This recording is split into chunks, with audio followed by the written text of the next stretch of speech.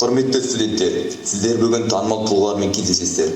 Олар да сіздер сияқты жас болып, Жұбанов университетінің студенттері болған. Біз бүгін қонақтарымыздан осы дәрежеге жету жолында жүріп, өткен жолы туралы сұрайтын боламыз.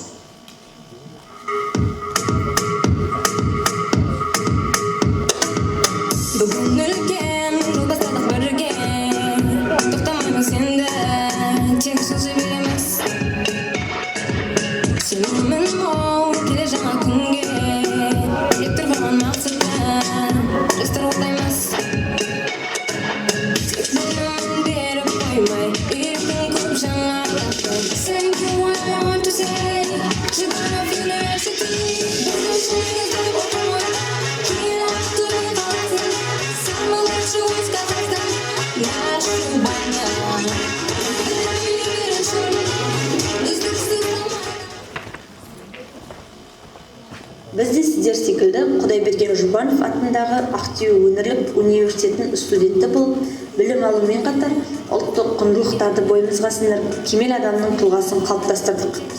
Қазақ елінің тарихы өте тереңде жатыр. Әлемде тарихты зерттейтін бірнеше ғылымдар бар. Солардың бірі де бірегейі этнография ғылымы. Этнография түсінген адамға өте қызықты. Этнографияда тек өзінің халқынан ғана емес, өзге де халықтар тарихымен жұмыс атқарасын. Халқымыздың асыл қазыналарын жинақтадық. Өлкеміздің өткенін бүгінін жалғап отырған облысымыздағы құнды мұраларымызды насихаттаушы ірі мәдени ошақтың тәжірибесінен өттік.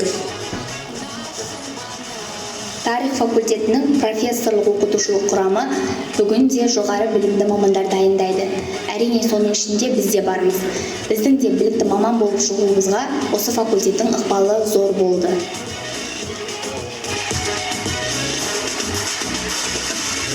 Сенген көзінде от жалын бар, бір өткен отбасымыз, жастар жиналған. Білім қымбат, шәкірт, ұстаз. Тарих деп зерттеу жасап қарасаңыз, Батыстың тарихымен жырасаңыз, Тарихын тасқа қашап жазған елдің Жұбановша тобымыз сұрасаңыз.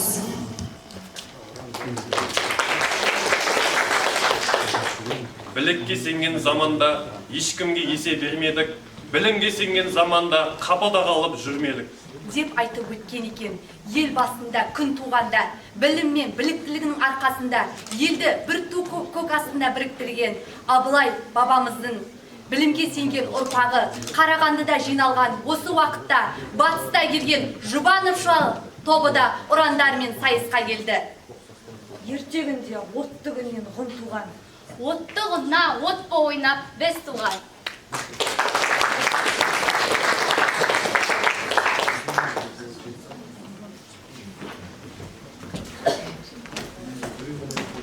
Жұбановшылар тобына бір қошемет болса, әрі қазған арқасынан Жұбановшылар таныстыруға қандай баға берер екенін сұрасақ.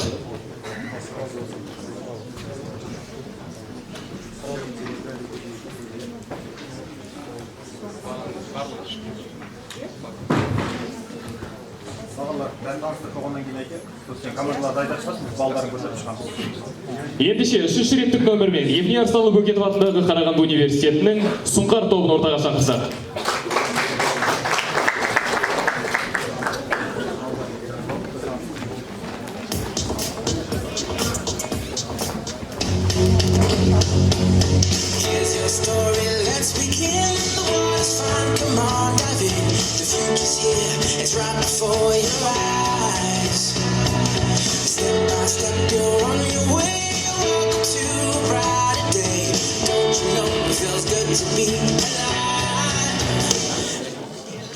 Қарағанды қаласы орталық Қазақстандағы үлкен қала. Халық саны 2019 жылы 496.701 адамды құрап, Қазақстан қалалары арасында халық саны бойынша 5-ші орын. Қала аумағы 543,3 шаршы километрді алып жатыр. Қарағанды қаласында жалпы 6 жоғарғы оқу орны бар.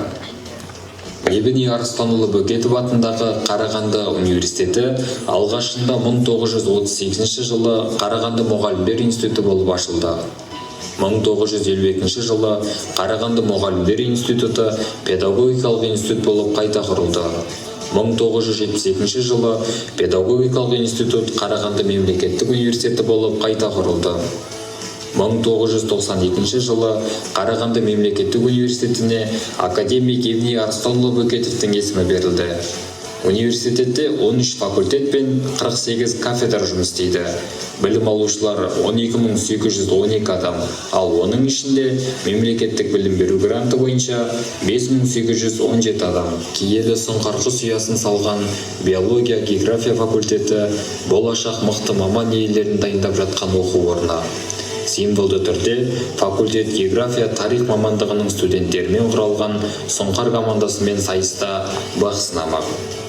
Биология, география факультеті академик Евний Арыстанұлы Бөкетов атындағы Қарағанды мемлекеттік университетіндегі ең көне факультеттердің бірі.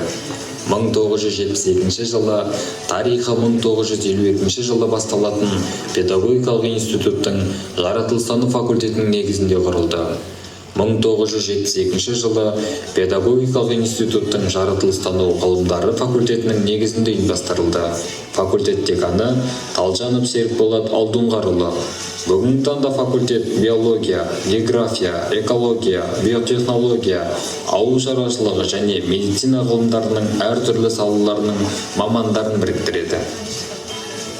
Мен Серік Манас Базарбекұлы, Сұңқар командасының көшбасшысымын. Ендігі кезекте команда мүшелерімен таныс болыңыздар. Мен Шабдарбай Гүлнұр Съезқызы, бойымдағы білімім мен қабілетім байқауда бақ сынауға дайын. Мен Жетішбаев Бауыржол, ауыр қабілетін сайыста көрсетемін. Мен Рахымжан Оңай Қайратқызы, тарих пәніне деген қызығушылығы мен белсенділігінің арқасында топ мүшесімін. Осындай мықты лидерлігі қалған Сұңқар командасы жеңіске жететініне сенімді.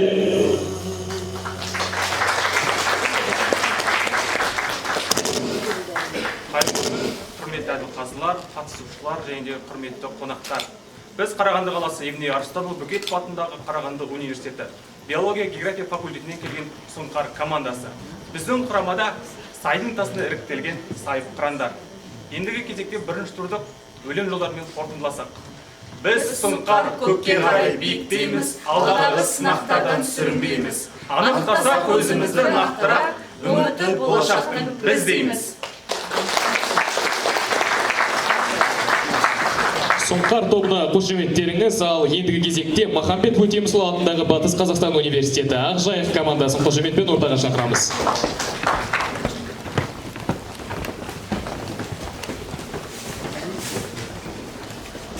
Бұл туып өскен жерім, мақтанышым менің, асыл қауырым. Бұл 17-ші аймақ, қаламыз тұр жайнап, жасыл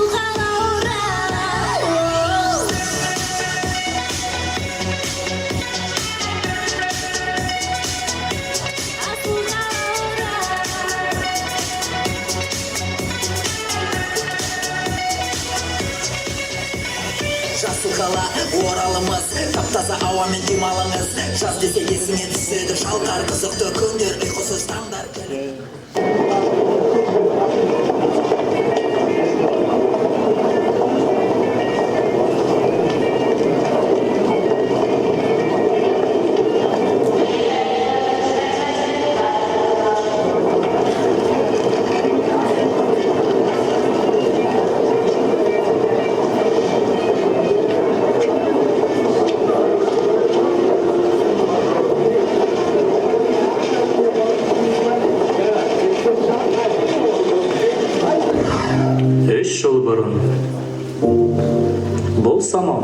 Самал осыдан 3 жыл бұрын Махамбет Өтемісов атындағы Батыс Қазақстан университетінің ғылыми тарих мамандығынан студент болып түскен. Самал өз мамандығына өте ұқыпты, мұқият қарайды. Сабақтан тыс кезде ғылыми зерттеулерді жасап, олармен бөліскенді ұнатады. Самалдың ең басты мақсаты атақты археолог болу.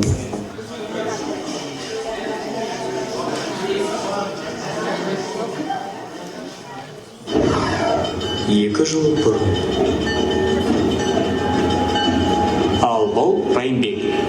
Ол Махамбет Өтемісов атындағы Батыс Қазақстан университетіне ғылыми тарих мамандығының 2 жыл бұрын студент болып түскен. Атырау қаласының тумасы, топ капитаны.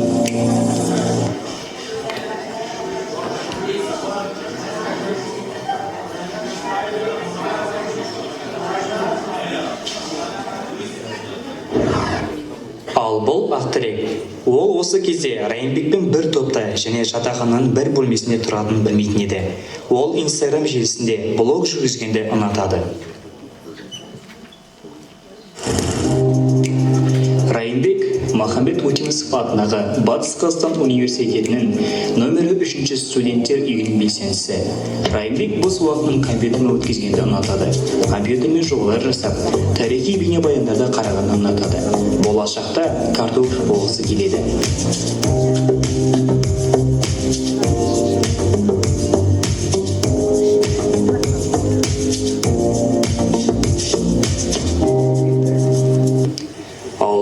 Тобымыздың кенжесі Әлім.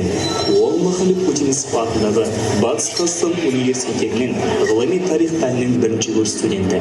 Ақсай қаласының тумасы. 1-ші курс студенті болса да, өзінің білімге құмарлығы мен идеалы адам екенін дәлелдеді.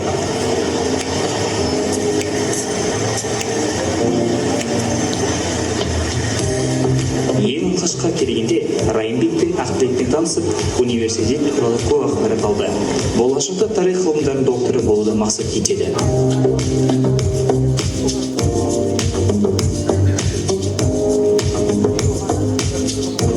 Ал бұл оқытушылар құрамы Бөкетов атындағы Қарағанды университетіне дәл осы олимпиадаға кімді жіберетіндер шешкен еді. Олар бұл студенттерден үлкен үміт күтіп, Қарағанды қаласына шығарып салған еді.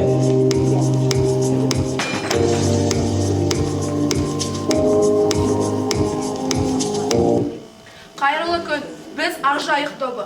90 жылдық тарихы бар Махамбет Өтемісов атындағы Батыс Қазақстан университетінің тарих, экономика және құқық факультетінің Қазақстан Республикасы тарихы кафедрасының ғылыми тарих мамандығының 1-ші, 2-ші, 3-ші курс студенттеріміз. Проблему нашей команды. На эмблеме нашей команды изображен древний город Жайык, который является историческим символом нашего региона. Oh, Jesus. Hello, everyone. How is your life? Good? Good. Today I want to talk about the name of our group. Why we choose Arjayk? Because Arjayk is the historical name of our region, where we came from. Herkes merhaba arkadaşlar. Benim adım Ақтірек Сакенович. Memleketim Böke-Ördönski өлкесі Орал шекреде. Мен Instagram'da tarihи blog жүргізілер. Бұл блогта өлкеміздің тарихи жолында қатысушылар. Барлық қатысушыларға сәттілік тілеймін. Teşekkürler.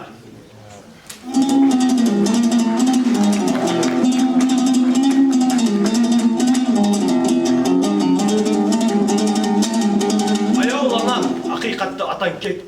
Үрелердің таттығын татам деп. Бөрілер мен бөрілерше белдескен. Сен бізден де бақыттысың. Махамбет! Жасы! Махамбет! Жасы! Ақжайық! Жасы! Орал!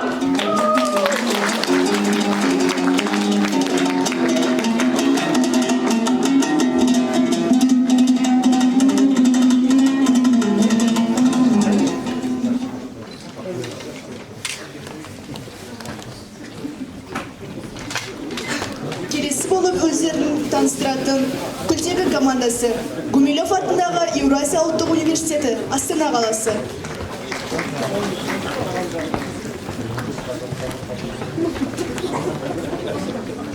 Жетімдегі болашақ елдің бесігі Астана дүниеге келді.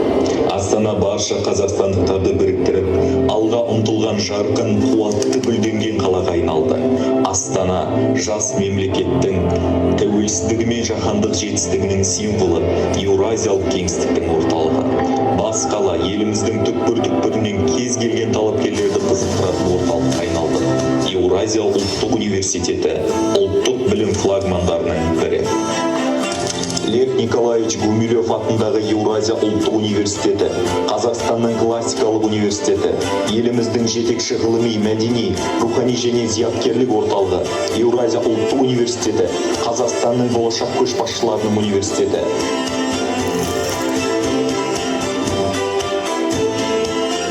Жақмысың, ұлы дала, алаш елі. Сәлем берді шум менен талас елі. Әрқашан жаны қазақ, атым дәулет. Алдыңда сырдың сырлы, балас едім. Қожа Ахмет, арыстан бабаларнар, Мұстафадай алашта даналар бар. Жаңа елдің іргесін көтерербіз. Тарихи рухы менен саралар тәл. Десе сырым, тосанның меншерлесі. Айқат ол отарлықтың келмесі. Мен Темірлан алаштың бір буыны. Қазақпын мен, әркез биік еңсесі. Орта ғасыр, Хазар менің каспиім. Сарайшық жыр Қасым ханның бас түйі. Жаһанша мен халел жолын жалғаған. Батысында батыр хал тас түйі. Солтүстік ежелден бұл қазақ жері. Қызылжар мен Кереку елдің демі. Мәшһүр деген Сұлтан Махмұд жырға қосқан солтүстік алашының жері әдемі. Түркілер қоныстаған Сібір елі.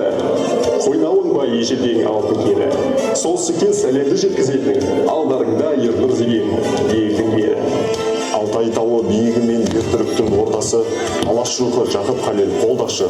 Абай облысы тұрғыны тұр алдында, жаңа арудың деп білеміз бұл басы. Тәуелсіздік құндылығын қымбаттыр, Нұрзат менен алаш жұрты тыңдап тұр. Шығыстағы шынарларын сен үшін Абай менен шәкәрім болып тыңдап тұр. Қазақстан тарихы кафедрасы тарих білім беру бағдарламасы бойынша нарық сұранысына сай іргелі білім мен дағдысы бар бәсекеге қабілетті мамандарды дайындайды.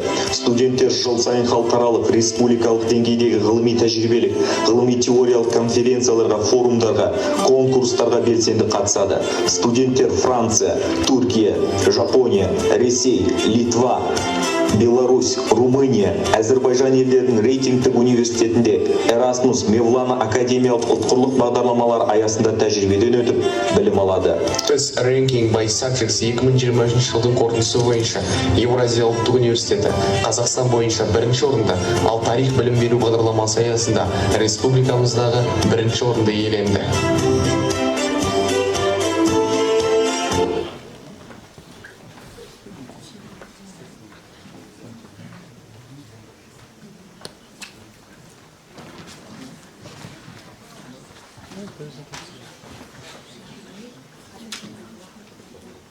Құрметті қазылар алқалы, құрметті ұстаздар, құрметті жарысқа қатысушылар, сіздерге азын-аулақ өзіміздің күлтегін командамыздың логотипін таныстырып өтпекпін.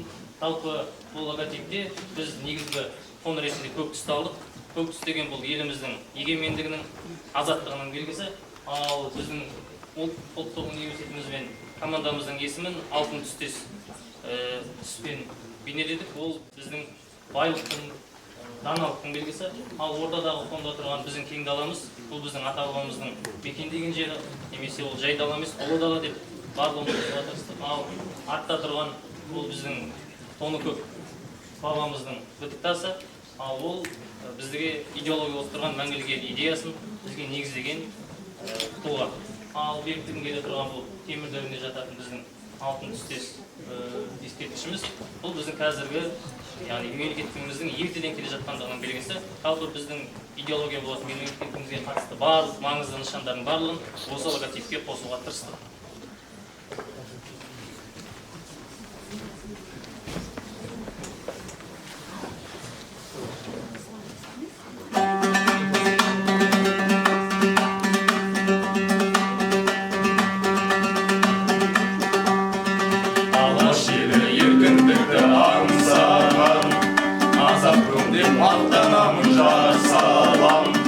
Батыр болған ер бабам, ұлы дала қорғаған, түркі қазақ күлтегі.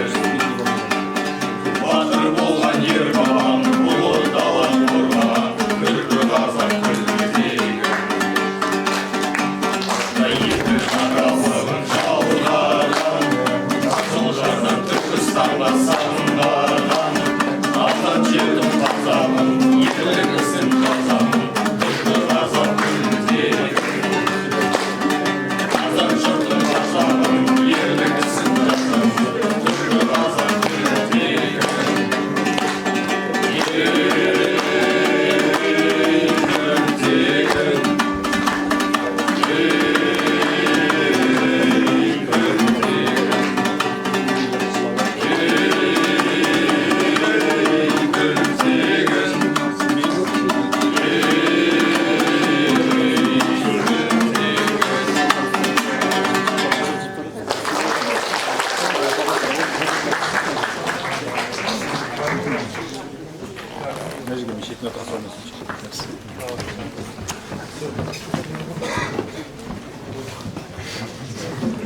Келесі болып өздерін таныстырып кететін команда Әл-Фараби атындағы Қазақ ұлттық университеті, Алматы қаласы.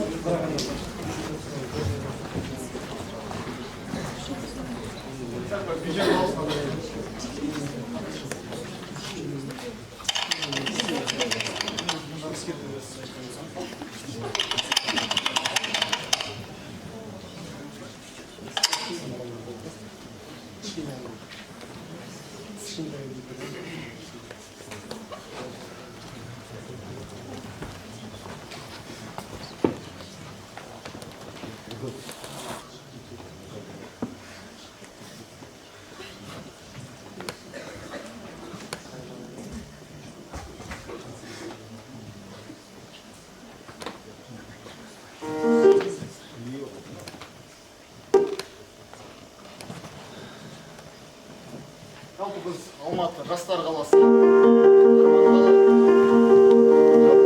Алматыда негізі көп жастар. Дауыс шықпай жатыр.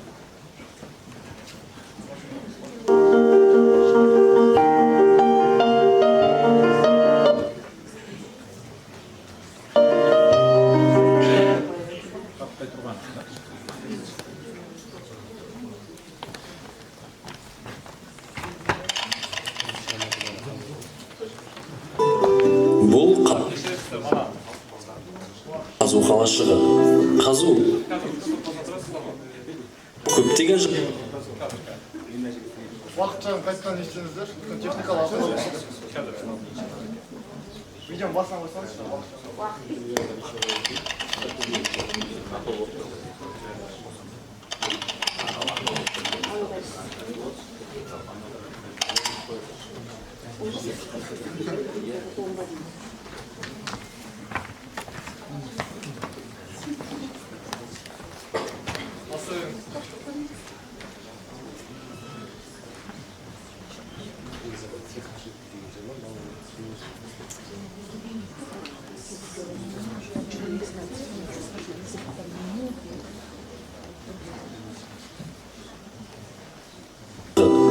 қазу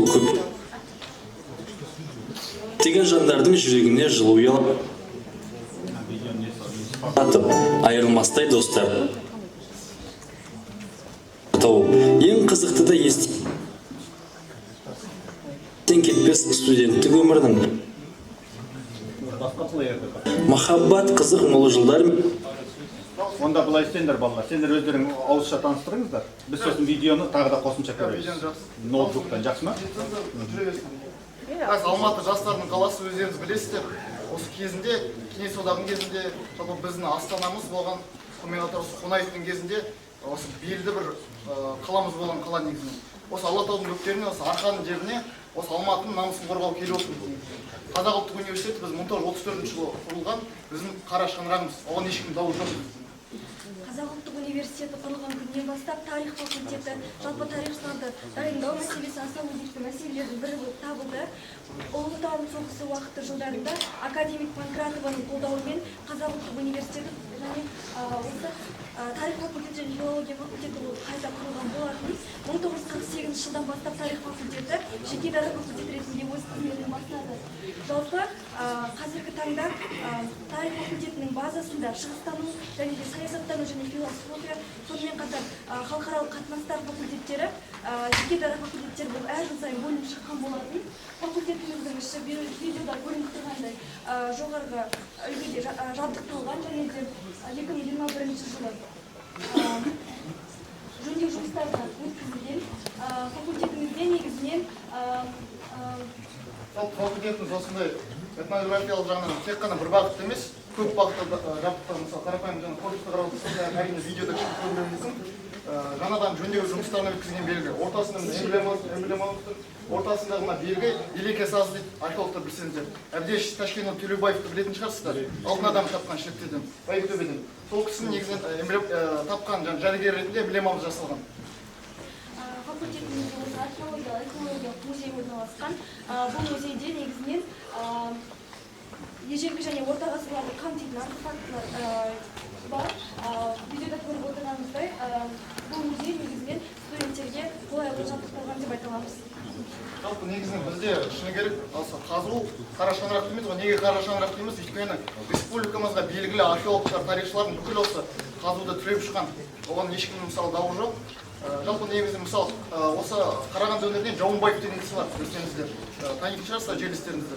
Ол кісі мысалы металлургиямен айналысады, ерте металлургия. Ол мысалы Кемал Ақышевтың шәкірті болып есептеледі. Негізі өз сұхбаттарында да осы қазуды жоғары бағалайтын. Жалпы негізінен сол видео кішкене неттір, әрине кішкене тамақларыңыздар болады. Жалпы мына жерде мына мұражай көрсетілген. Жалпы біздің тарих факультетімізде негізінен 3 түрлі уақытта 3 түрлі факультет кафедра өз жұмыстарын атқаруда. Біріншіден отан тарихын зерттеуде Қазақстан тарих кафедрасы, екінші әлем тарихын зерттеуде дүниежүзі тарих кафедрасы, және де археология және этнология кафедралары өз жұмыстарын атқаруда. Сонымен қатар бізде әртүрлі манағындай ғылыми институттар өз жұмыстарын араласып, отандық тарих ғылымына өзінің үлесін үлкен зор көлемде қосуда деп айта аламыз. Мысалға біздің факультетімізде қазақ тарихын негіздеуші Елмахан Бекбаханов атындағы ғылыми зерттеу институттары өз жұмыстарын атқаруда. Және де бізде ұлттық көшпенділікті зерттеу институттары, Атабаев атындағы әртүрлі зерттеу институттары көрсетілген. Сонымен қатар бізде мына факультетімізде әртүрлі тарихи тұлғалардың суреттері көрсетіліп, әсемделіп, олардың қанатты сөздерімен студенттерге шабыт беріп оқуға шақырады. Негізі мына Берекет Кәрібаев танитын шығарсыздар, қазақ негізі хандығын құрылу жайлы ең бір алғашқы еңбектерінің авторы негізі. Сондықтан да осы қазудың қазу болып тұрған осындай ғалымдардың арқасында. Және де біз осы алматы жерден келіп отырып осындай кісілермен мақтанғанымызды өзіміз мақтан тұтамыз шын керек. Так, видеоның дауысын 1,5x-қа қойға болмайды, өйткені біз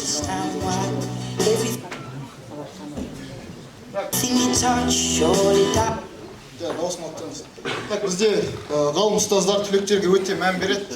Қазір алдағы видеодан да қарайсыздар. Мысалы, сіздерде бар ма білмеймін, бізде мысалы әр түлеп ұшқан мықты мысалы ғалымдарға жеке кабинеттер берілген. Ахайн Үсіпбеков, Ғабаш Жұматов, сонымен қатар мысалы Манаш Қозбаев. Қозбаевты білесіздер, мысалы Павлодарда, Қозбаев атындағы университет бар. Сонымен қатар енді мысалы Уахит Шалекенов, баласағын зерттеген кісі. Талас Омарбеков осы 2 жыл бұрын қайтыс болған белгілі ғалым, орта ғасырлық, сонымен қатар 20-шы ғасырдың өзекті мәселелерін жазған кісі. Мадияр Елеуов, атақты археолог. Археологтар болса мұнда танитын шығар. Мамбет Қойгелді, Алаш қозғалысының авторы. Жалпы негізінен шыны керек қазудың қазу болып тұрғаны осындай ғалымдардың, сонымен қатар түлектердің арқасы. Сонымен қатар осы Жанарқа өндірінің түлегі, мұнда қазір түлектерден көрсетеді. Хангелді Әбжанов біраз жыл бойы осы Шоқай Уәлиханов атындағы этнология мен тарих институтының директоры болған. Менде осы ақ батасын беріп, бізді осында шығарып салды. Сонымен қатар Қозыбаевты білесіздер енді. Ол кісіні айтпаса да түсінікті. Осы Қазақстан тарихында алатын орны. Қазақ ұлттық университеті жалпы дәстүрді сақтаған университет. Видеоға назар аударсаңыздар, бұл аудитория Манаш Қозыбаевтың атындағы аудитория. Манаш Қозыбаев тарих ғылымына қосқан үлесі өте қомақты деп айта аламыз. Бұл аудиторияларда оқып отыру негізінен студенттерге белгілі бір тұрғыда тарихтың бір романтикасын сезінуге өз әсерін тигізеді. Ал келесі кадрларда біз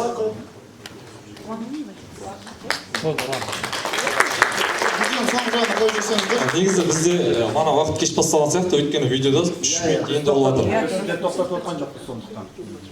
Жалпы уақыт түсіністік танысаңыздар енді, аттайлетіп келіп жатыр. Өз орындарын табуда манаға атқарушы билік болсын, сот орындаушы билік болсын, заң шығарушы органдарда болсын, өздерінің манаға әлеуеттерін көрсетуде. Мысалға, қазіргі таңда парламенттегі жоғарғы палата, сенат болсын, мәжіліс болсын, біздің түлектер еліміздің дамуына үлестерін қосуда.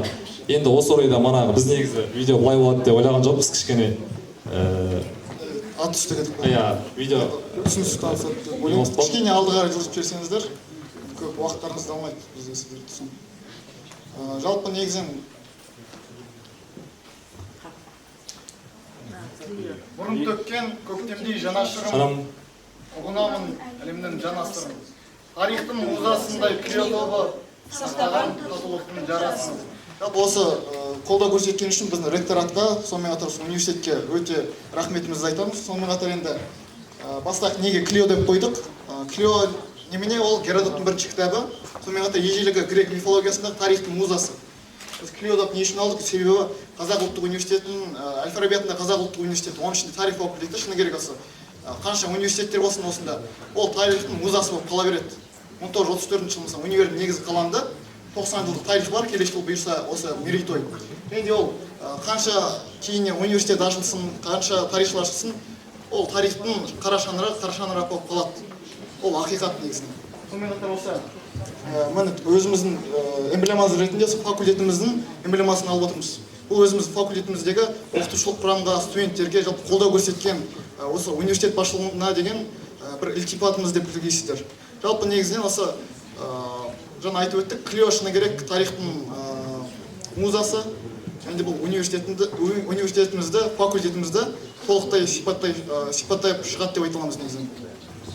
Жалпы бізде аудиториямен кішкене болса, аяқтайық, не бітті. Жалпы мұндай сөз бар, бүкіліміз тарихтың жанашыларымыз ғой. Университетке, өнерге бөлінбейміз деген ойдамын мен. Әрине мақтануға тұрарлық, жаңа айттық қой. Өзге елде сұлтан болғанша, өз елінде ұлтан бол. Бірақ та біз бір елдеміз, сондықтан да біздің жалпы қазуда мұндай дәстүр бар, ұран айту деген. Жалпы бізде факультетте мұндай ұран бар. Намысты қорға деймін, сіздер тарих алға дейсіздер. Бүкіліміз бірге. Мұнда қазылар алқасы сізде есептемесеңіздер де болады. Кішкене ортақ рухты ояту үшін жаңа өзіңіз де айтып өттіңіз, декан мырза. Жалпы ертең мысалы бір конференцияда отырамыз, бірге мысалы ғылыми ізденістер жасаймыз, және де осы ұранды бірге айтсақ, намысты қорға дейміз, сіздер барлықтарыңыз тарих алға дейсіздер. Түсінікті ғой, Ал бастайық. 1, 2, 3. Намысты қорға, тарих алға. Намысты қорға, тарих алға. Қолдарыңызға рахмет.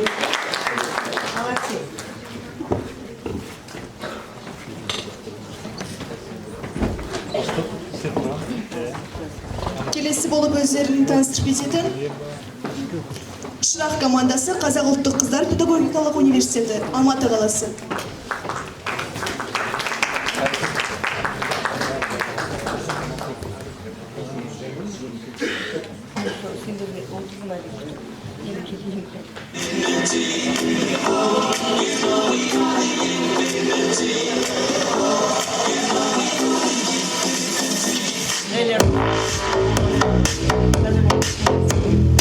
Тарихи тағылымы бөлек, тамыры терең, болмысы ерек, шоқтығы биік ұлттық мәртебеге ие білім ордасы Қазақ ұлттық қыздар педагогикалық университеті еліміздің педагогикалық оқу орындарының ішінде екінші орында. Университетіміздің басты мақсаты білікті, жоғары моральды, кәсіби қасиеттерді иеленген тұлғаларды қалыптастыру. Университетте 6 факультет, 400-ден астам оқытушы профессорлар құрамы бар. Қазақ ұлттық қыздар педагогикалық университетінің тарих факультеті университетіміздің іргетасы қаланғаннан бері жұмыс істейді. Қазіргі уақытта тарих факультетінің ғылыми оқытушылық құрамы 21 адамнан тұрады. Олардың қатарында мектеп оқулықтарының авторы доцент Құсайынова Рая Тәкешевна және 11-ші сынып Қазақстан тарих оқулығының авторы профессор Қожекеева Ләззат Темірбекқызы. Көптеген оқулықтардың авторы елімізге белгілі профессор ғылым кандидаты Жұбанышев Берік Темірханұлы сияқты оқытушылар студенттерге білім беруде.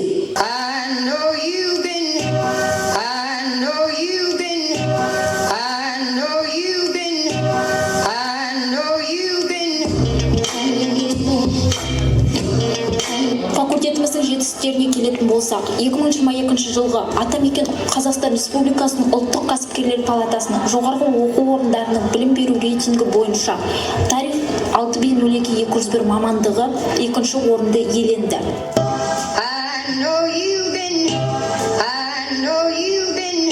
Мен команда капитаны Увайдолла Аяулым Дәулетқызы. Қазақ ұлттық қыздар педагогикалық университетінің тарих мамандығының екінші курс студентімін. Өзімнің марапаттарыма тоқтала кететін болсам, республикалық Мақатаев оқуларының жүлделі екінші орын иегері және де мың бала республикалық өнер сайысының жүлделі үшінші орын иегері болып табыламын. Ғылым мен өнерден бөлек спортта да өз бағымды сынап келемін. Қоян қолтық ұрыстан республикалық жарыстардың бірінші, екінші орын иегерімін.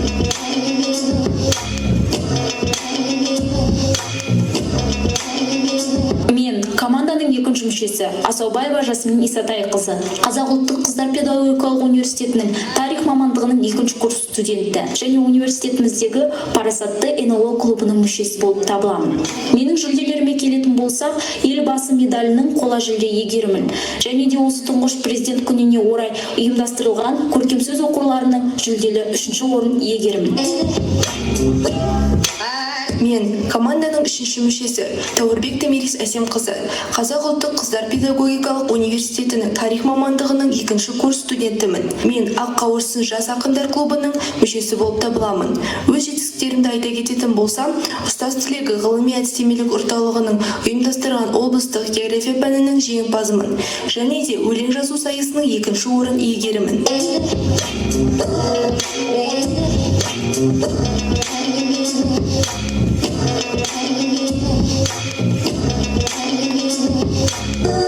Мен Акбарова Жанна Арғынқызы, команданың 4-ші мүшесі, Қазақ ұлттық қыздар педагогикалық университетінің тарих мамандығының 2-ші курс студентімін. Қазақстан тарихы пәні бойынша республикалық қашықтық олимпиадасының 1-ші дәрежелі дипломының жүлдегерімін.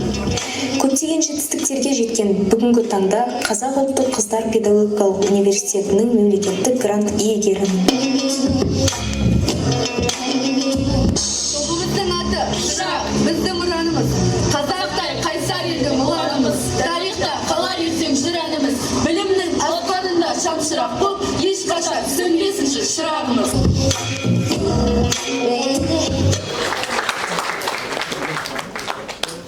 Армысыздар жиналған көпшілік қауым. Біз Іле Алатауының бөктерінде, Тянь-Шаньның солтүстік жотасының етегінде, Қазақстан Республикасының оңтүстік шығысында, Еуразия құрлығының орталығында, Алматы қаласында орналасқан Қазақ ұлттық қыздар педагогикалық университетіне келіп отырмыз.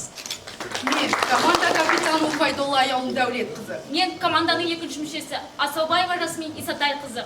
Мен команданың 3-ші мүшесі Тәуірбек Тәмерис Әсемқызы. Мен команданың 4-ші мүшесі Акбарова Жанна Арғынқызы. Тобымыздың ұраны қазақтай қайсар елдің ұланымыз. Тарихта қалар ертең жыр әніміз. Білімнің аспанында шамшырақ боп, ешқашан сөнбесінші шырағымыз. Шырақ тобына қошеметтеріңіз келесі боп өздерін таныстыру үшін ортаға Шоқан Уәлиханов атындағы Көкшетау университеті Шоқан жұлдыздар тобын шақырамыз. Қошеметтеріңіз.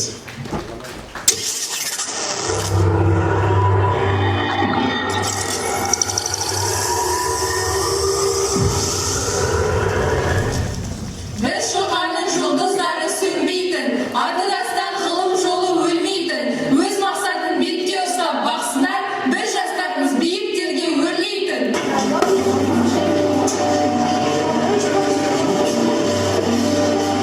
Біз Шоқан Уәлиханов атындағы Көкшетау университетінің тарихшылары.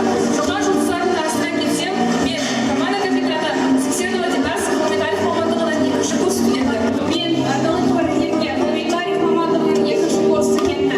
Мен Мансызбай Арна ғылыми тарих мамандығының 1-ші курс студенті. Солтүстік Қазақстандағы жоғарғы оқу орны 1967 жылы құрылған Көкшетау педагогикалық институты болды. 1965 жылы институт Қазақстанның тұңғыш ағартушы ғалымы Шоқан Уәлихановтың есімімен аталды. Еліміздің жетекші білім және ғылым орталықтарының бірі Шоқан Уәлиханов атындағы Көкшетау университеті. Жоғарғы оқу орындардың ұлттық рейтингінде біздің университет еліміздегі 85 жоғарғы оқу орындарының арасында 9-шы орында және топ 10-ға кірді. 60 жас университет үшін өте маңызды жас. Осы жылдар ішінде біз педагогикалық білім беру саласында елеулі жетістіктерге қол жеткіздік. Соның арқасында университет еліміздің жетекші университеттері арасында лайықты орын алады. Танымал тарихшы, тарих ғылымдарының докторы, Қазақстанның еңбек сіңірген қайраткері, Көкшетау қаласының құрметті азаматы, ғылыми мектептің тұсаукесерін ашып, Шоқан Уәлиханов атындағы Көкшетау университетінің Қазақстан тарихы және рухани жаңғыру кафедрасының негізін қалаушы Әбуов Қадыржан Қабиденұлы. 230-дан астам ғылыми еңбектердің 8 монографиялық, 2 сөздіктің саяси және тарихи авторы. Университетіміздің оқиғалардың негізгі қайнар кезінде Қадыржан ағамыз тұрды. Бірге өтті, басынан кешті. Көптеген іс-шаралардың, конференциялардың ұйытқысы болды. Сонау 1993 жылы Көкше жерінде тарих мамандығын, кейін кафедра, факультет ашудың негізін қалаған Қайран ағамыз еді.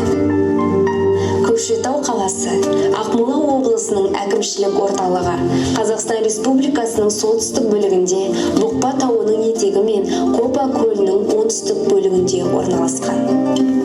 Көкшетау жерінде қазақ халқының тарихында айтулы рөл ойнаған атақты Абылай, Қасым, Кенесары хандардың ордалары орналасты. Қазақстан тарихы және рухани жаңғыру кафедрасында шығармашылық қызмет үшін жағдайлар жасалған және студенттерді олимпиадаларға, стартаптарға, конференцияларға, ғылыми жобалар конкурстарына және ғылыми мақалалар жариялауға тарту бойынша белсенді жұмыс жүргізіледі. Сондай-ақ практикалық сабақтар музейлер мен архивтерде жүргізіледі. Ғылыми тарих мамандығына оқитын барлық студенттер біздің өңірді зерттеумен белсенді айналысады. Ғылыми тарих мамандығы бойынша білім алатын студенттер жыл сайын түрлі деңгейдегі конференцияларға қатысып, баяндама жасайды.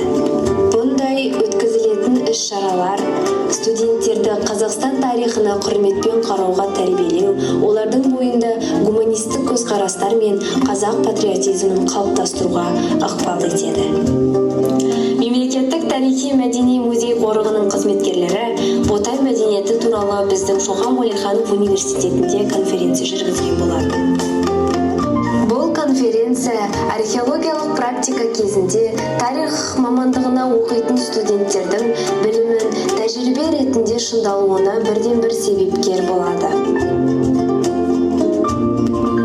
Шоқан Уәлиханов атамыз айтқандай, халықтың кемеліне келіп өркендеп өсу үшін ең алдымен азаттық пен білім қажет.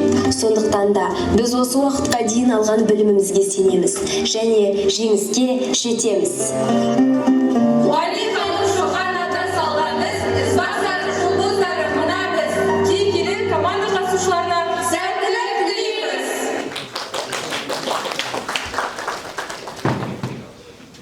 Қайырлы күн, құрметті комиссия мүшелері және олимпиадаға қатысушылар. Біз Шоқан жұлдыздары тобы Шоқан Уәлиханов атындағы Көкшетау университетінің намысын қорғауға сіздерге келіп отырмыз. Біз Шоқанның жұлдыздары сөнбейтін, аты дастан ғылым жолы өлмейтін, өз мақсатын бетке ұстап бақсынар, біз жастарымыз биіктерге өрлейтін.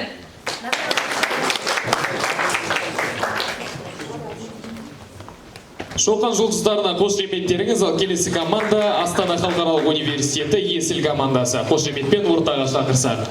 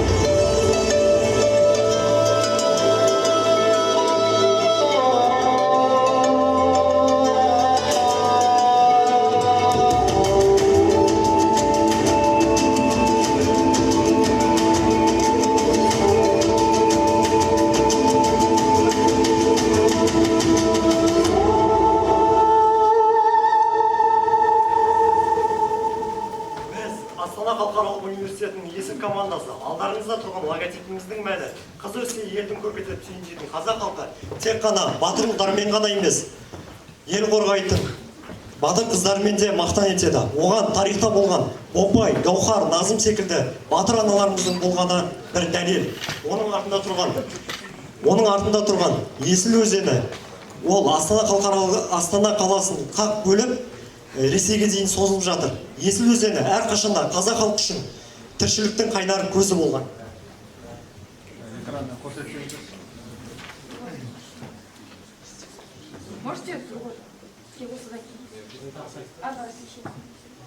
Есіл өзені Астана қаласын екіге бөледі, яғни ол сол және оң жағалауы.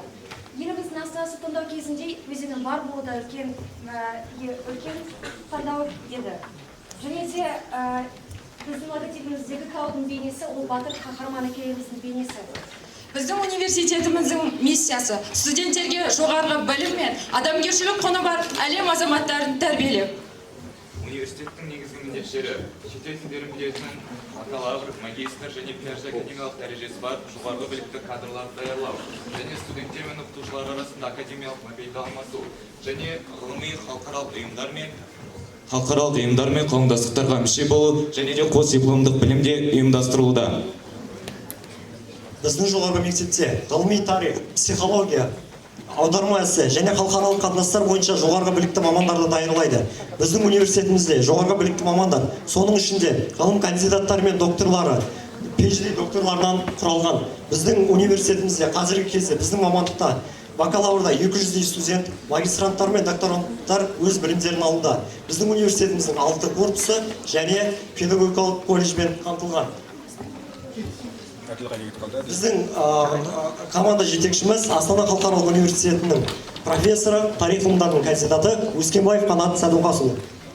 Армысыздар жиналған барша қауым, амандасу ең бірінші ата салтым. Сайыс үшін асыға менде келдім, әділ баға беретін дара халқым. Томиристей рухы бар кеудесінде, жігер міне сулаған жүрегімде.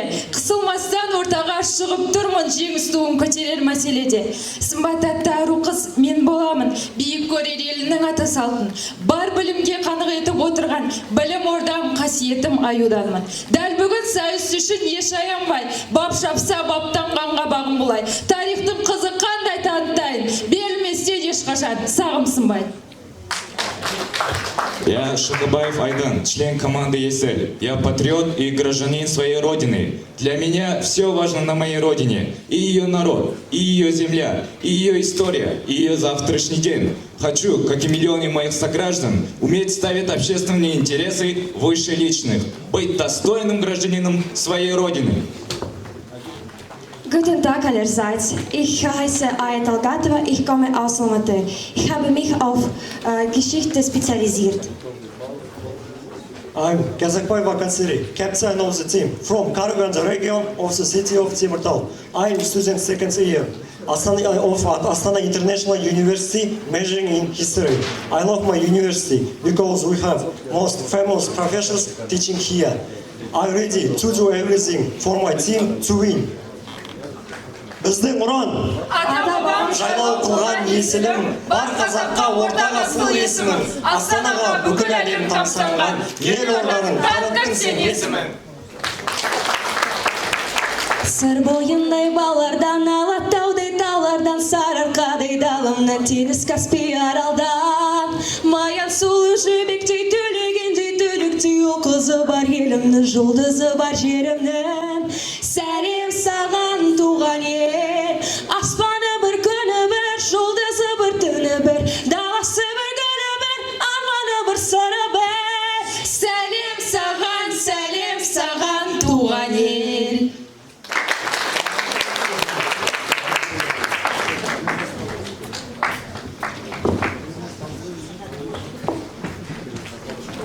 Келесі болып таныстырып кететін команда Ертіс Generation, Торайғыров университеті, Павлодар қаласы.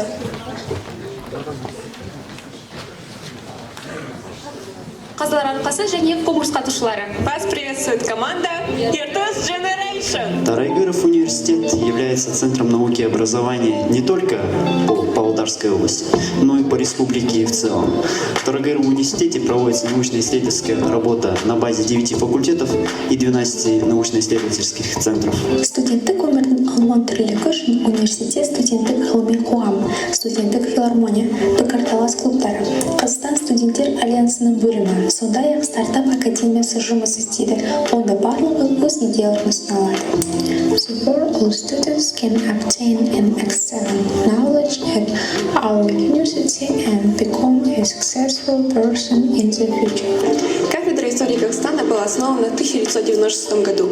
Наша деятельность направлена на подготовку специалистов, знающих основы исторической науки и умеющих применять свои знания на практике. Біз тарихи ескерткіштерді зерттеу бойынша ғылыми зерттеу жұмыстарын жүргіземіз, археологиялық практикаларды ұйымдастырамыз. Бұның барлығы ұжымның бірлігіне келеді. Наши студенты-историки являются победителями международных олимпиад, различных стипендий, а также и участниками написания статей. Біз тарихи мұра ұлттық дамудың іргетасы болуы тиіс екендігін башқа ала тұрып, тарихи тұрғыда даналықтың, түркі рухани мұрасының алфавитен бастап Ұлы Абайға алғашқы қайраткерлер сабақтастығын анықтаймыз. Наш регион богат такими выдающимися личностями, как Бухар Жирау, Муса Шурманов, Машхур Субкапеев, Майра Шамсудинова и многие другие. Павлодарское Прииртышье – это регион, где впервые произошло взаимодействие казахской кочевой цивилизации с осетино-земледельческой культурой. Именно здесь берет начало синтез культур.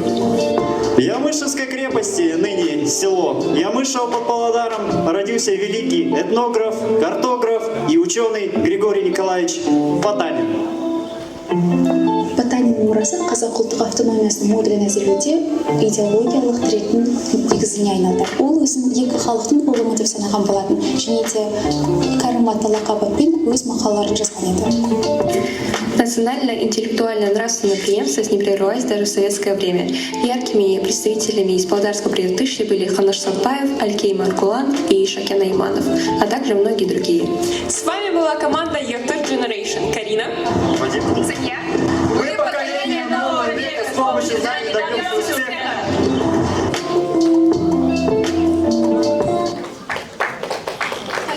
Құрметті конкурс қатысушылары және де қазылар алқасы. Вас приветствует команда... Прошу прощения. Давайте еще. Вас приветствует команда Тургыров университета Your Third Generation. Мы поколение нового века, с помощью знаний добьемся успеха.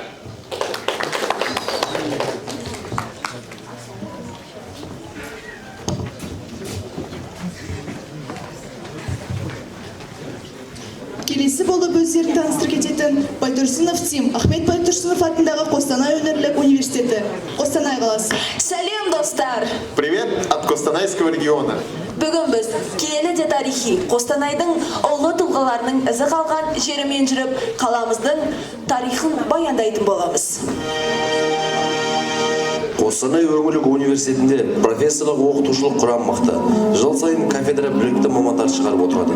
Жаңа түскен студенттер үшін жыл сайын археологиялық тағылымдама қарастырылады. Қостанай өңірлік университетінде әскери кафедра бар. Оның төңірегінде Бөкенбек Тархан атындағы әскери патриоттық клуб жұмыс істейді. Биылғы жыл ақтап 61 күрес маманының 300 жылдығы. Қазақ жоңғар қатынастар кезінде Қостанай шыққанда батырлардың олардың бірі Шақшақ Жәнібек. Костанайская земля всегда славилась деятелями, которые внесли огромный вклад в развитие науки и образования. В казахской истории есть деятели, о которых говорят как о промелькнувшем метеоре. Ученый, исследователь за свою недолгую жизнь оставил немало наследия по истории и этнографии Центральной Азии. Его труды переведены и изданы в странах Европы. О нем пишут и писали книги по сей день. Бір Құдайға сыйынып, кел балалар оқығанда көңілге, ықыласпен тоғылық. Карьера Абрая Царина начинается при должности письмоводителя в Тургайском уездном управлении. В его биографии виднеется механизм, несвойственный в педагогической среде. Из системы управления он переводится в педагогическую сферу и достигает карьерного успеха. Қазақтың аханы өз кезінде ұлтына сіңірген еңбегі әр саладан көрінеді. Қазақ балаларының ана тілінде сауатташуына көп күш жұмсады. Архивные данные подтверждают, что в этом месте работал Ахмет Байтурсынов. Его труд не только уроки и кладезь знаний. Он всегда пытался решить проблемы в системе образования, ведь хороший педагог всегда нацелен на успех ученика. Не хватает учебников, значит надо написать самим. Не хватает средств для школы, значит попросим пары. Таким образом, в 1912 году появился первый букварь. Қостанай өлкесінің тарихы көп естермен байланысты. 19 ғасырдан өткізілген жәрмеңкелер қаланы гүлдендіріп, кіріс көзіне айналды. Город был многонациональным. Здесь жили казахи, русские, башкиры, татары и другие. Проходили караваны, богатели горожане, на глазах росли дома купцов. Многие архитектурные объекты 20 века сохранились и по сей день. На заднем плане вы видите дом купцов Яушин. Және тыңайған жерлерді игеру қаланың дамуына үлкен әсер етті. Қостанай тың орталықтардың бірі болғаны барлығымызға белгілі. Именно на эту паровозе. 28 февраля 1954 года в 10:00 прибыл эшелон молодежи и комсомольцев из Украины для освоения целинных и залежных земель. Қостанайлықтар тың жылдар ішінде 5 миллион гектар жер игерді. Бұл Қостанай облысының барлық аумағының 25%-ын құрайды. Жұмыс нәтижесінде 1956 жылы әр гектардан 13,2 центнер шамасында астық алу мүмкіндігі ашылды. Бүгінгі күні де Қостанай астық өлкесі болып саналады. Қостанай облысы тәуелсіздік алғаннан бері республиканың қалаларымен бірге дамыды және өз үлесін қосуда. Қостанай астықты өлке болып саналады және аграрлық салада әлі күнге дейін жұмысын тоқтатпайды. Бірге болған Байтұрсынов тим командасы сахнада кездескенше.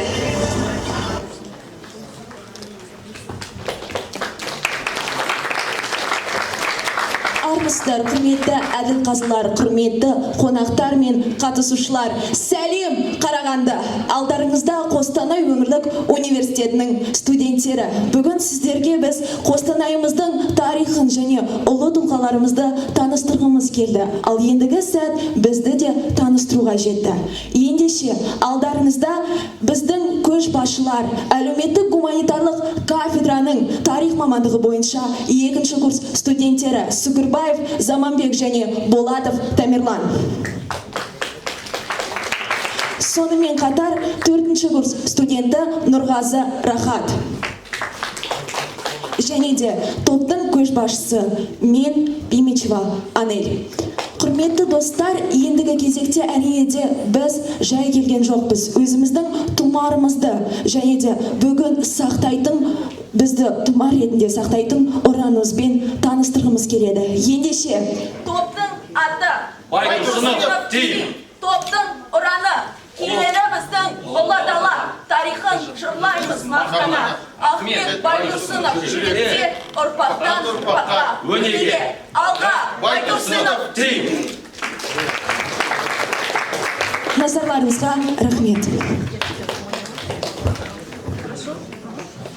Алдарыңызда болған Байтұрсынов тим қошеметтеріңіз, ал келесі болып өздерін таныстыруға сахна төріне Абай атындағы Қазақ ұлттық педагогикалық университеті Жерұйық командасын шақырамыз.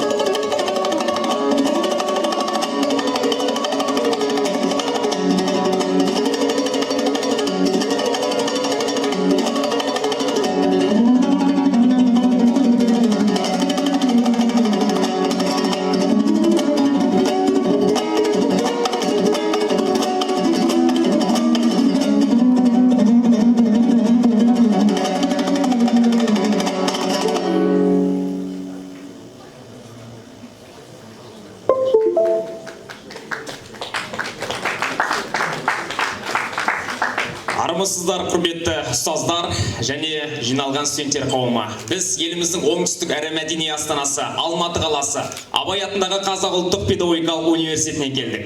Тобымыздың атауы Жерұйықтың негізгі мағынасына тоқталсам, Жерұйық бұл жердің ұйытқысы, жер жанаты жетісу. Іле алатауының баурайында орналасқан, қазақ жерінде алғаш рет іргетасы қаланған, топырақ негізінде іргетасы қаланып, өзінің берік ұстанымымен негізі қаланған Абай атындағы Қазақ ұлттық педагогикалық университеті. Ей бисмиллах сөздің қарасы, сәлем сөздің анасы. Алланың нұры жаусын деп, адамның болар санасы. Ассалауму алейкум түркінің түгел алашы. Қарға тамырлы қазағым, сарарқамның даласы. Дулғасы берік дулаттай мен сол жұрттың баласы. Жыр алыбы жамбылдай келі атырап дарасы. Әділдікті ту еткен әділетті олың ұрпақ жалғасы. Ат терлетіп арқалап білімнің асыл азығын. Қара шаңырақ абайдай білімнің қайнар ордасы. Армысыздар, ардақты асыл қалқым. Ежелден сәлемдесу ата салтым. Казембудың атынан келіп тұрған сәлемін ұлдананың қабыл алғым. Универім, алтын ұям бесігім. Білімдіге әркез ашық есігі. Мерекеде ұстаздан тәлім алып, әркезде есте болар есімі. Сәлем менен сөздің басын бастайын. Қарағандылық ағайындар сіздерге. Келдім бүгін сыналмаққа жарысқа. Дана қызың мен боламын балқаштан. Нұр ойнайды жүздеріне қарасам. Бейбіт күнге, бейбіт күлкі жарасқан. Ортақ бізге қазағымның даласы. Ортақ бізге шешені мен данасы. Кім отса да шын жүректен қуанам. Озатығын әр қазақтың баласы. Ассалаумағалейкум арма елім, есен аман жүрмісін барма елім. Кіші жүздің ұлымын Хамза атым, рахымның баласымын Дараз атым. Жақсылықтың жолында жұмыс жасар, мен ұлымын сақтайтын қазақ затым. Топ атауы, жер үйік, ұранымыз, Алатаудың бөктері, ұлылардың мектебі, жер үйіктай тобымыз, тек алдамыз деп келдік.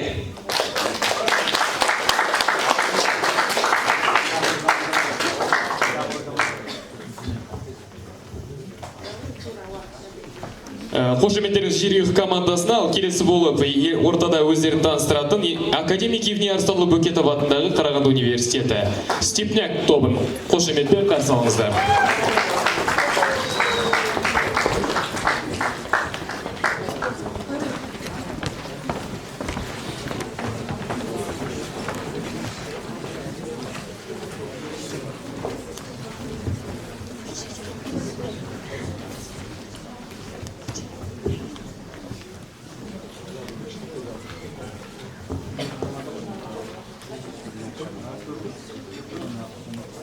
Сәлеметсіздер ме құрметті қонақтар, олимпиадаға қатысушылар және студенттер.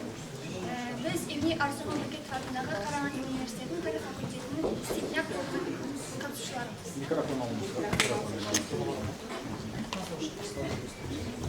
Сәлеметсіздер ме олимпиадаға қатысушылар, қонақтар және әділ қазалқалары. Біз Евгений Арыстанұлы Бөкетов атындағы Қарағанды университетінің тарих факультетінің Степняк тобының қатысушыларымыз. Өзіміз таныстырып кетсек. Здравствуйте, уважаемые студенты, преподаватели и гости нашей Олимпиады. Мы рады приветствовать вас здесь.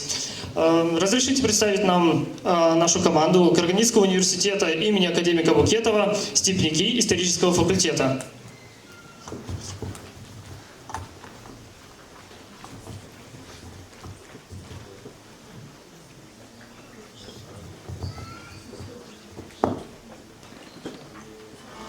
Наш девиз. Мы изучаем прошлое, чтобы построить будущее.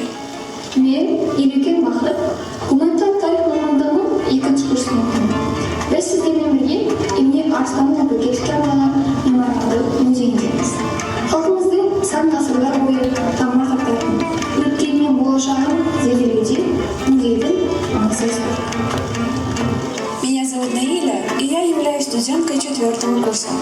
Я люблю изучать философию, в частности, философию истории и методологию истории. На данный момент я занимаюсь изучением проблем гносеологии, а также рассматриваю философские направления 20 века. Меня зовут Прилуцкий Михаил, я капитан команды «Степняки» и студент группы ГИ-34. Я являюсь стипендиатом госгранта в рамках академической мобильности по обучению в Италии. Увлекаюсь религиоведением, в частности исламом. В свободное время занимаюсь игрой в шахматы. Меня зовут Юрий, я студент 3-го курса исторического факультета.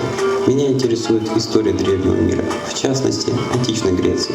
Малоизученность этого периода в свое время привлекла мое внимание и побудила поступить на исторический факультет.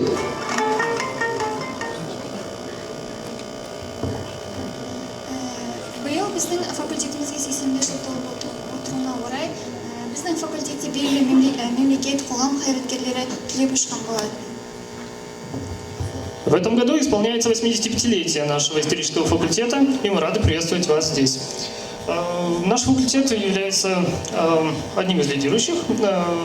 Выпускниками нашего университета являются различные деятели в сфере образования, культуры и также спорта. Мы надеемся, что наш исторический факультет будет и дальше радовать нас отличными выпускниками и профессионалами в своей деятельности. Мы хотим поблагодарить вас за то, что вы пришли сюда. Спасибо большое за внимание. Бәріңізге сәттілік, назарларыңызға рахмет.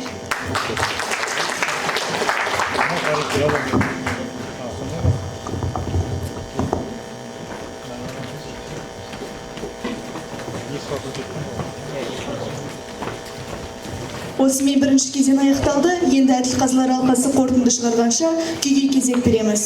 Сіздердің алдарыңызда бірінші курс студенттері Қаршыбай Қарақат пен Рашидов Қазбек өнер көрсетеді. Адай күйі.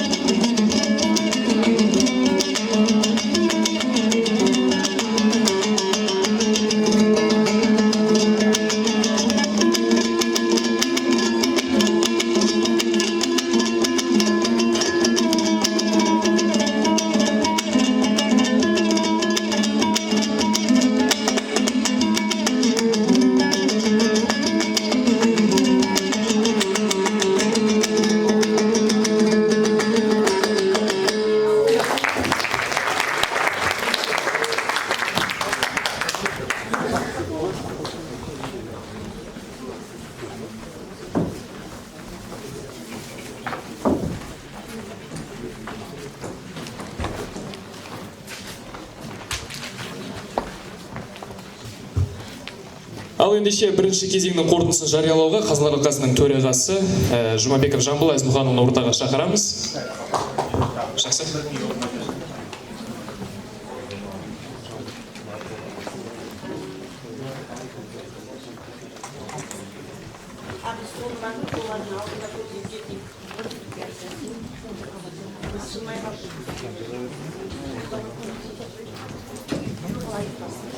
Құрметті қатысушылар, бір минут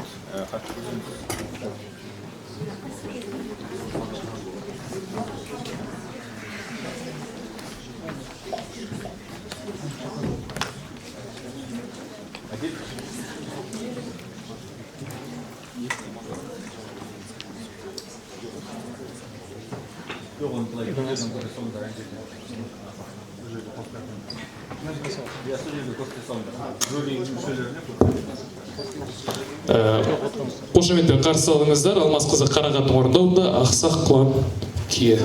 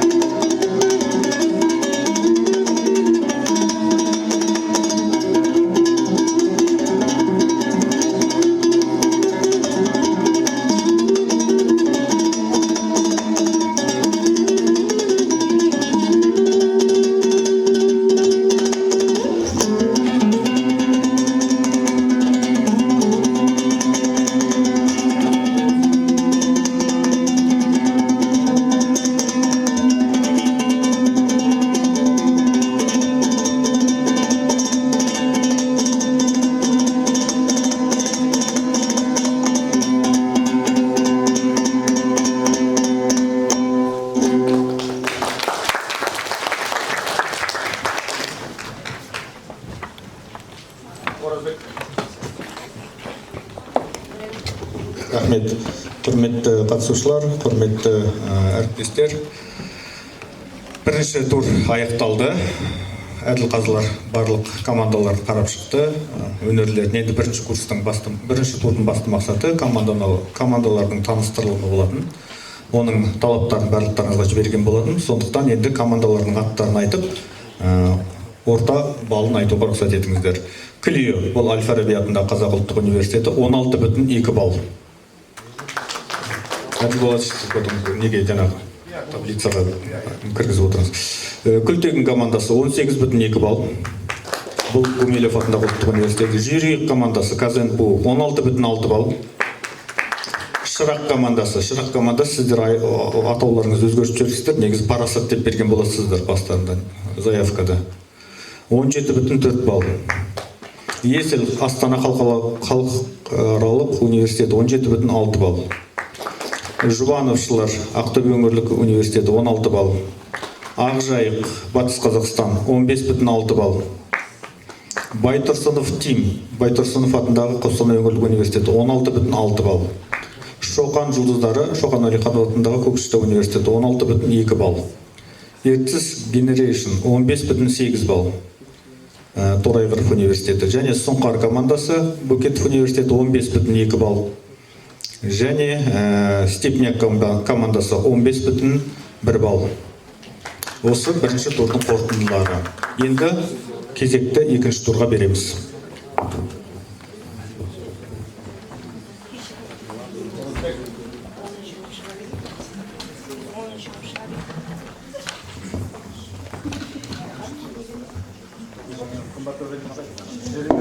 Реті бойынша сіздер бір далтыңыздар бар.